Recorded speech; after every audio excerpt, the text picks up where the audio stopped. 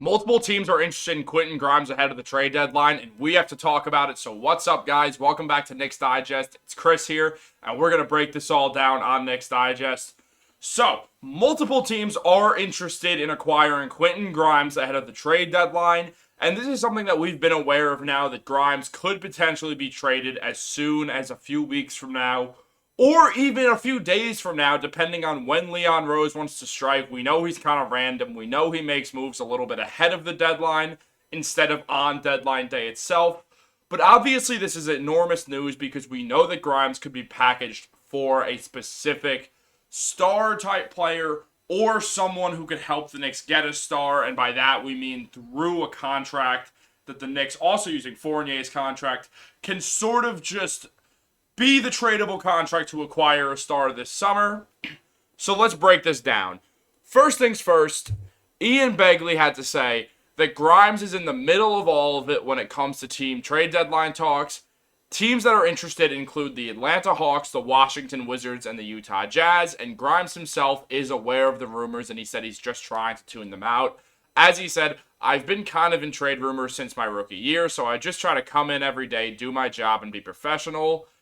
Every time that I step on the court, I just give it 100%. Rumors are going to happen. I just step on the court and try to do everything to help this team win. Obviously, a very professional answer from Grimes. You're not going to get much from there, or that statement in itself.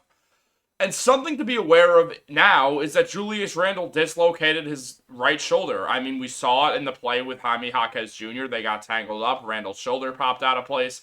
And we don't know yet what the deal is, if he's out for the season, if he's out for a few weeks. It's really tough to tell with the dislocation because it depends on if the dislocation went through a muscle.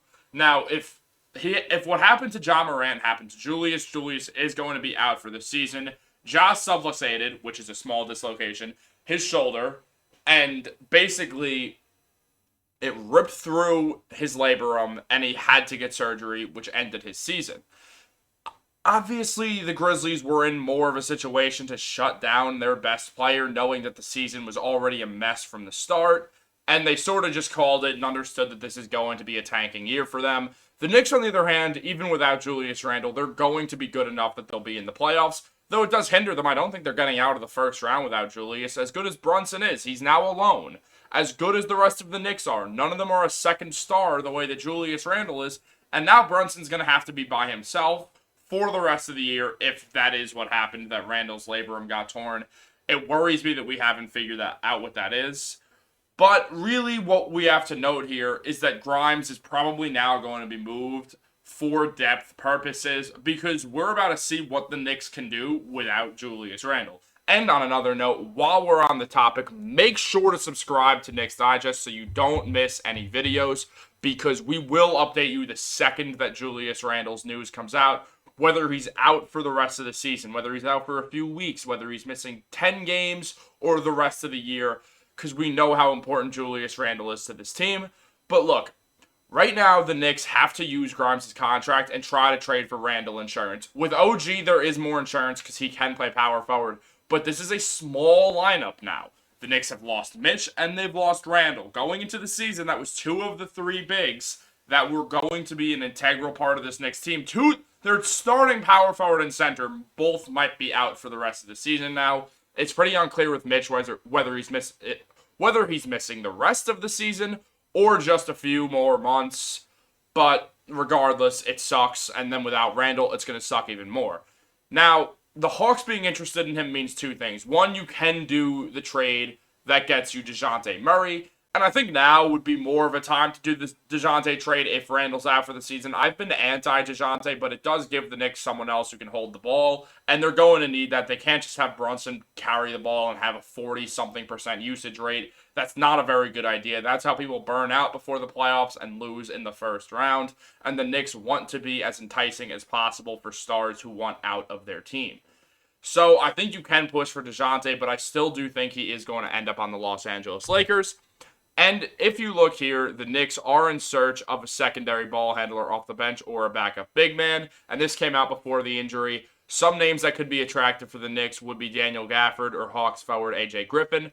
but the market should have numerous available options that fit the team needs. The reason I'm showing you that is to set you up for this.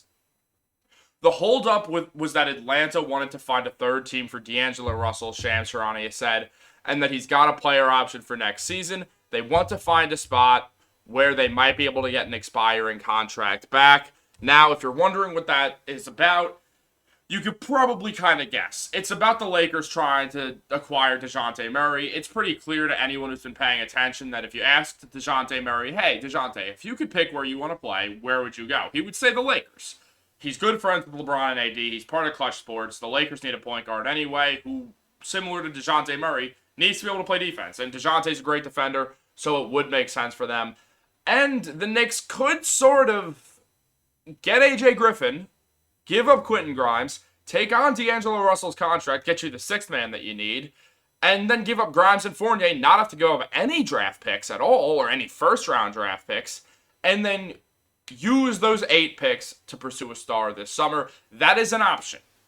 The thing is here, though, like Josh Hart, AJ Griffin would be massively undersized at the 4, and I don't exactly know who would start. I'm just kidding. It's Josh Hart. Josh Hart would obviously start if Randle is done for the year.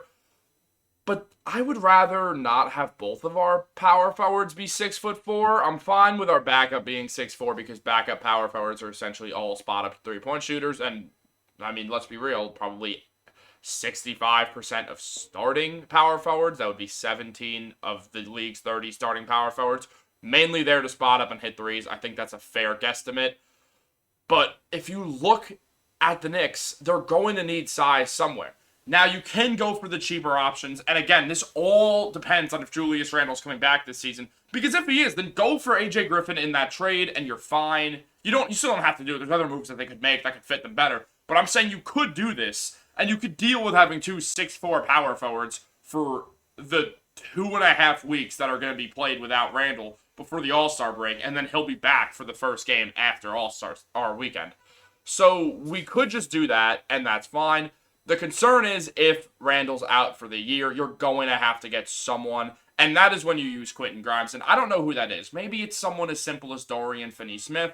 The Nets apparently want 2 first-rounders for him because the Nets are a comical franchise, and that's just how it goes. And there's a bunch of horns honking outside my apartment. But the thing is here, the Knicks need to know what's going to happen with Randle before they move Grimes, because that affects what they need. If Randle's done for the year, then you say screw it to a backup guard. You don't exactly say screw it, but you do say, hey, that's no longer our biggest need. Our biggest need is a starting power forward. It doesn't have to be anything special. They don't have to be Julius Randle's replacement. They have to be able to play offense. Do they have to play the best offense in the world? No, but they have to be able to play offense. They have to be able to at least spot up and hit a 3.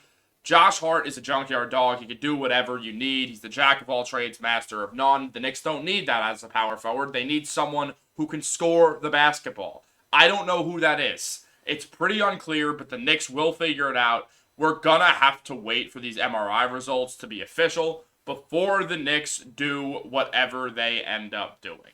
So hopefully that just means, I don't know, Randle's out for 3 weeks. You could go for AJ Griffin off the bench. Maybe add D'Angelo Russell too, and everything's all fine and dandy. Or you're going to have to target someone, whoever that is. I don't know, but we'll find out in the coming days and weeks, depending on this Julius Randle injury. That's why I wanted to get this video out. As of the time I'm filming this and the time this will be released, which is directly after I film it, there is no news on Julius Randle. It is right now 3 o'clock p.m. exactly on Sunday, so we're not sure what is going to happen with Randle. It's concerning that it's taken this long, but we'll keep you updated. So make sure to subscribe to the channel, like this video, get us in that algorithm fully. Knicks Digest to the moon. Have a great day and go Knicks.